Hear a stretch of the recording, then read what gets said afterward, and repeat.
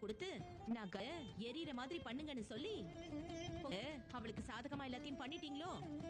ஈஸ்வரி அத்தை, இதெல்லாம் மா மறுவே முழுகாம இல்லாதப்போ அன்னைக்கு எப்படி அந்த விளக்கு எரிஞ்சதுன்னு அம்மா முழுக்க அந்த கேள்வி நம்ம மனசுக்குள்ள அரிச்சுக்கிட்டேதான். நல்லது தானே? அத்தைக்கு தான் சப்போர்ட் பண்ணுவேன். எனக்கும் இந்த கேள்விக்கெல்லாம் தமிழ்ச்செல்வி ஒதுங்கி இருந்தான். உங்க கிராமத்துல இருந்து வந்த தெரியுமே வயித்துல துணியை வச்சுட்டு ஏமாத்திட்டு இருக்க விஷயம். அதுக்கப்புறம் அவ அவங்க அப்பா வீட்டுக்கு போயிட்டா. செல்வி உண்மையாவே மசக்கையா இருக்கான்னு சொல்றாங்க. பொண்டாட்டி ஒன்னா சேர்ந்து வாழாம இருக்கும்போது பொண்டாட்டி மசக்கு அவ துரோகம் பண்ணிருக்கான்னு தானே அர்த்தம். சேது, நான் ஒன்னும் புதுசாட்டிய ஊருக்கு முன்னாடி வச்சு கேள்வி கேட்டல.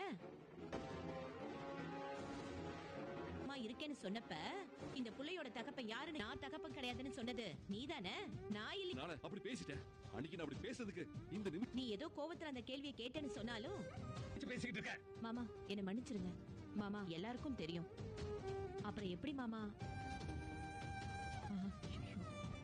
அவ வயித்துல வளர்றது யாரோட வாரிசுன்னு தெரிய வைக்கிறேன்.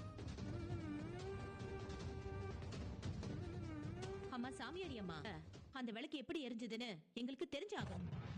அது மட்டும் இல்லாம அன்னைக்கு அது யாரோட வாரிசுன்னு எங்களுக்கு தெரிஞ்சா உங்க சாமி இருக்கிறது உண்மை. சொல்றேன்.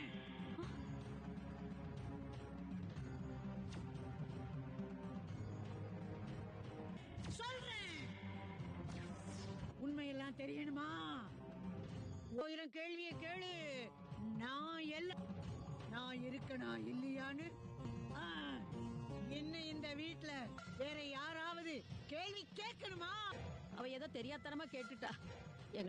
அட அத்தை, சாமி தான் வந்து பதில். சாமிக்கே நான் கேட்ட கேள்வி. சாமியாரியம்மா நீங்க பதில் சொல்லுங்க.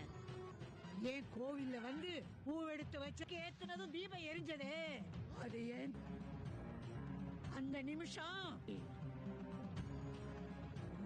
உண்டாயி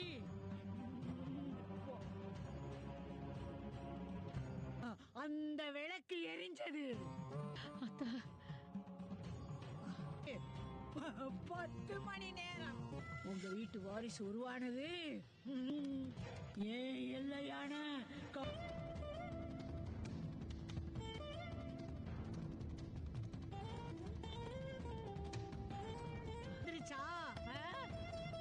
புருஷம் அவங்க தனிப்பட்ட விஷயம்.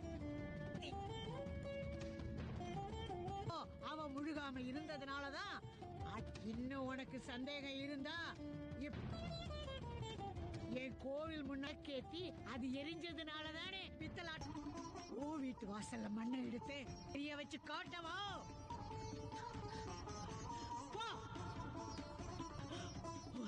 ஓ வீட்டு வாசல்ல இருந்து ஓ ஓ போறேன் போறேன். போடி. இல்ல இல்ல, இது ஈர மண்ணா இருக்கு.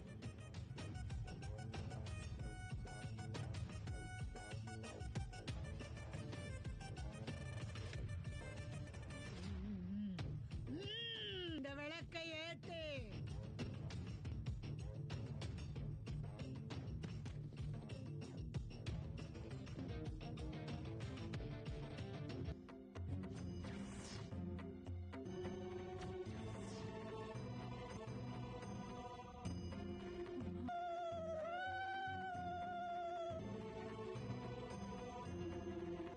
எரியுதா? இவ வயித்துல